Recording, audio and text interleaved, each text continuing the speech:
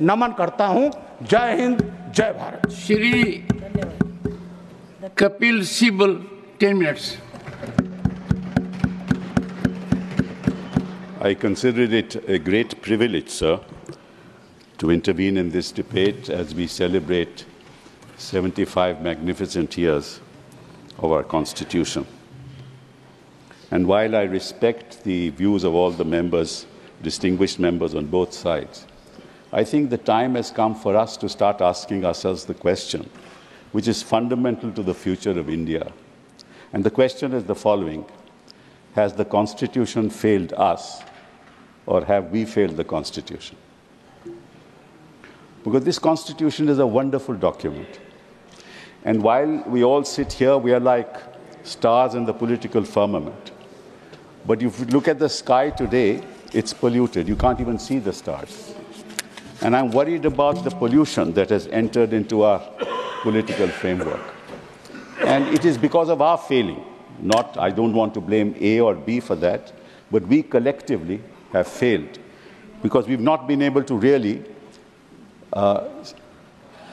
generate the kind of confidence within the people of this country to salute those of our forefathers who dreamt for India and for whom we are here today to realize their dreams. So I'll just take a few minutes and I'll just indicate what the points are because I have only 10 minutes. So what did the Constitution framers say on the 26th of November 1950 when we, the people of India, gave to ourselves this Constitution? They said that in this country, we must secure for all our citizens justice, social, economic, and political. Ask yourself the question, sir, have we been able to deliver social justice in this country? Have we been able to deliver economic justice in this country? Have we been able to deliver political justice in this country? Look at the disparities between the rich and poor in this country. 1% of the people of this country actually have more than 20% of the national income, of the entire national income. 1% of the people of this country own 40 to 50% of the wealth of this country. That's where we are. Have we failed the Constitution? We have. We've not been able to. You may say whatever you want to say about your governments, and they will say whatever they want to say when they were in power. The question is not that. Collectively, have we discharged the responsibilities that the forefathers, in fact, desired that we should do? And I just give all of you just one sentence from Baba Sahib Ambedkar, who we talk about all the time. On November 4th, this is what he said, and I quote: "It is perfectly possible to pervert the Constitution without changing its form, by merely changing the form of the administration and to make it inconsistent, opposed to the spirit of the Constitution." You can talk all about this Constitution. The question is, how have you worked it? What have you delivered on the ground? You talk about political justice. What kind of political justice is there in this country when elected governments are thrown out through processes of money, power, and defection? What's the political justice that your elected governments, any example in the history of the world where elected governments have been thrown out in this fashion? And judgments after judgments of court saying it shouldn't have been done. Where 356, whether it was that side or that side, used 356 for the purposes of changing governments. Has that ever happened anywhere in the world? Has anybody spoken when poor Dalits are lynched in daylight, when their videos are shown in the social media?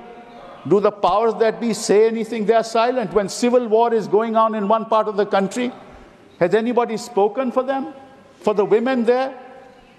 And then we talk about social, economic, and political justice. We talk about liberty, liberty of faith, liberty of worship, liberty of thought, liberty of belief. Where is that liberty? I can say, in fact, there is no liberty in Parliament. I tell you why. Because you are bound by your whip. What is this whip? This whip controls our conscience. If I belong to a political party, can I ever speak against it? I cannot. One, I will be ostracized. Two, I will not become a minister. So I keep on praising, whether this side or that side, because that's the way our constitutional democracy functions. Is there anywhere in the world when there is a whip in parliament?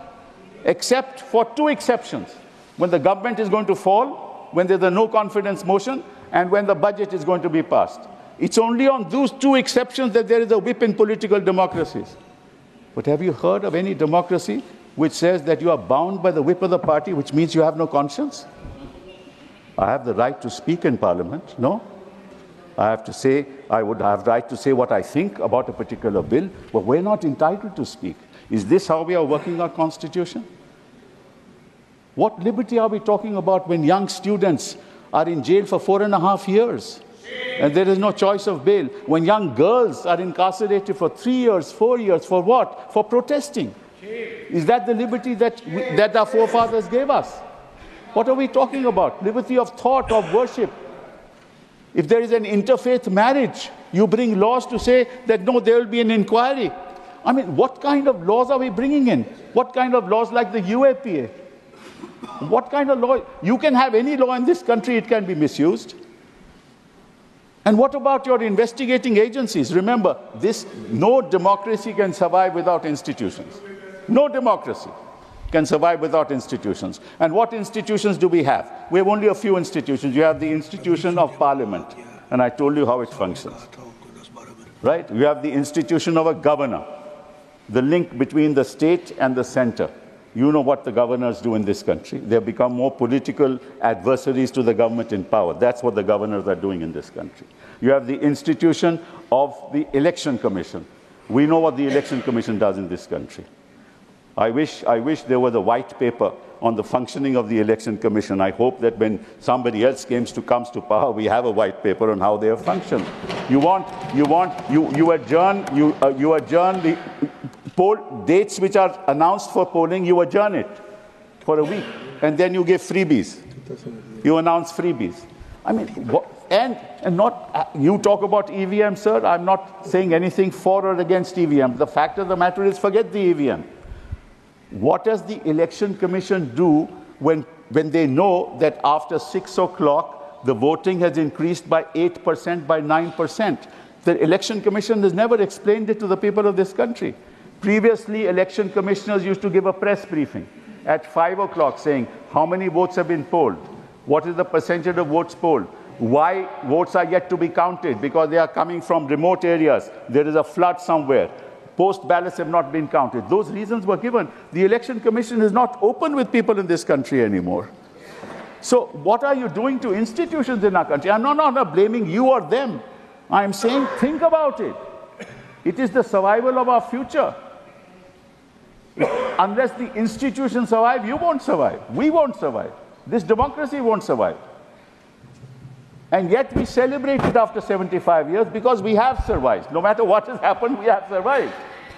But you have to think of what's going to happen in the future. If this continues, we're going to be in real trouble. Then the Constitution talks about equality of status and opportunity. Sir, a gentleman here talked about digital revolution that has come. Just ask a poor child. I've been a minister for HRD. Just ask a poor child in a village in Bengal, village in Uttar Pradesh, where is the digital equality there? They don't have connections. What are we talking about? The fiber optic, sir, please allow me. The fiber optic network has not been laid yet. 250,000 gram panchayats had to be connected with the fiber optic network. It's not been connected yet. Where do you get Wi-Fi? People can't get lessons on mobile phones.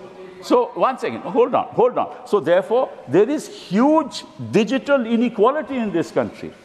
And who is in fact prospering? The banks. The economic transactions that are taking place through banks. UPI. True, it's all absolutely right. But the fact of the matter is, on the ground, 70–80% of the people don't have the connectivity. I launched a product called Akash. The reason was that if we could get connectivity to people in the classroom, then a maths teacher can teach 100,000 people at the same time. Now, think of the future. You know, India is not about one man.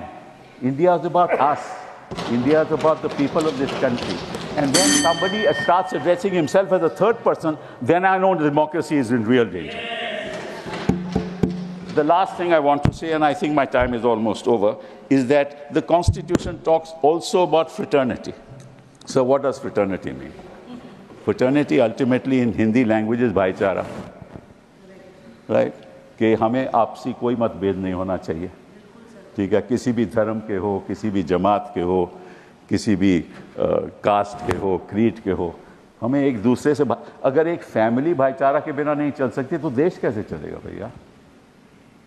आप जो मर्जी करवा लो, हरियाणा में करवा लो, कहीं और करवा लो, उससे कुछ नहीं होने वाला। जब तक आपके देश में वो पीस नहीं होगी, तब तक विवाद रहेंगे, और विवाद अगर रहेंगे तो देश आगे कभी बढ़ ही नहीं सकता। The last thing I want to say, sir.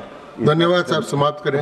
2 minutes. Just that there are now real challenges facing us in the global community, and the challenges are the following. Previously, the imperial powers could capture us and exploit us. Today, who is capturing us and exploiting us?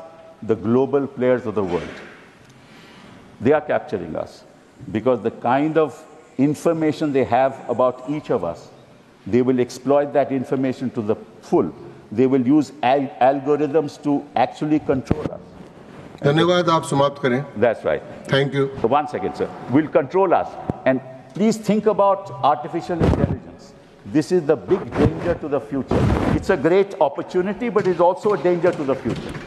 Now, your government, forget about what you say here कि 370 में क्या हो गया, हमने ये कर दिया, हमने मुसलमानों के लिए कर दिया, दलित, बहुत कुछ किया आपने, बट फ्यूचर जनरेशन के लिए कुछ ध्यान तो दीजिए कि आगे क्या होने वाला है, क्या हमारे समाप्त हुआ, भाषण समाप्त हुआ आपका, कृपया बैठ जाइए। उसके बाद कीजिए प्लीज, और प्लीज समाप्त करें, और समाप्त करें, समाप्त। अपनी जो अपनी उपलब्धियां है ना, उससे कोई कुछ नहीं होने वाला, वो that is the matter of the past. Please think of the future. Thank you very much, sir. Shri Y को Please subscribe dot news.